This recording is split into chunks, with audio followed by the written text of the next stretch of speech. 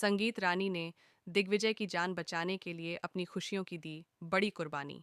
जी हाँ दोस्तों, पॉकेट में आसमान में अब बहुत ही इंटरेस्टिंग मोड़ आ चुका है, जहाँ कहानी में दिखाया जाता है कि अब रानी को पता चल चुका है कि अनीशा असल में क्या है।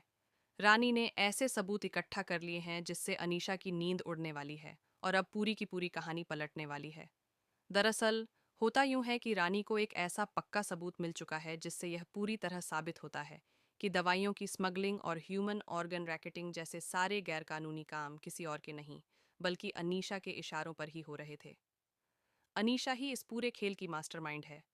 लेकिन कहानी में ट्विस्ट ये है कि अनीशा ने अपना पूरा प्लान कुछ ऐसे रचा था कि अगर कभी वह फंसे तो तुरंत दिग्विजय को फंसा दे और उसे हमेशा के लिए खत्म कर दे।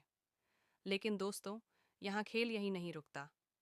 रानी अपनी सूझबूझ और समझदारी से वो कर दिखाती है जो किसी ने सोचा भी नहीं था। रानी अस्पताल की उस नर्स का वीडियो दोबारा बना लेती है जो दवाइयों की स्मगलिंग कर रही होती है। फिर वह उसी नर्स को पकड़कर कहती है, तू पिछली बार तो बच गई थी, लेकिन इस बार सच बता दे कि तू ये सब किसके कहने पर कर रही है। अगर तूने सच नहीं बताया तो मैं तुझे स्मगलिंग के केस में फंसा दूंगी और सारे सबूत पुलिस को सौंप दूंगी। इस बार कोई गड़बड़ी नहीं होगी। नर्स डर जाती है और बताती है, मैं अनीशा मैडम के कहने पर यह सब कर रही थी। मुझे छोड़ दो, इसमें मेरा कोई दोष नहीं है। मुझे तो सिर्फ कहा गया था और मैं वही कर रही थी।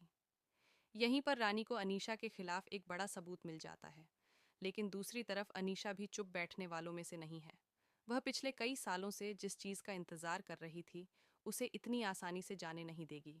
अनीशा एक और चाल चलती है।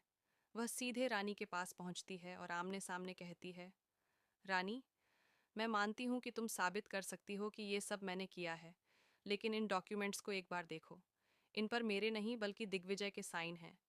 अगर यह फ्रॉड सबके सामने आया तो दिग्विजय बुरी तरह फंसेगा, क्योंकि कागजों में वही गुनहगार साबित होगा। अब सोच लो रानी, तुम्हें क्या चाहिए। ये सुनते ही रानी के पैरों तले जमीन खिसक जाती है, क्योंकि अब बात दिग्विजय के नाम और इज्जत की है। पहले भी अनीशा दिग्विजय को फंसा चुकी थी और इस बार भी वही कर रही है। अनीशा अब रानी के सामने एक डील रखती है। सोच लो रानी, अगर तुम्हें दिग्विजय और उसके परिवार को बचाना है तो तुम्हें खुद ही मेरी और दिग्विजय की शादी करवानी होगी। ये सुनकर रानी बुरी तरह टूट जाती है। और यहीं आने वाला है कहानी में एक दिलचस्प मोड़। घर वाले अब दिग्विजय और अनीशा की शादी करवाना चाहते हैं। उसी वक्त रानी के सामने तलाक के कागज भी लाए जाते हैं, जो अनीशा का वकील खुद लेकर आता है।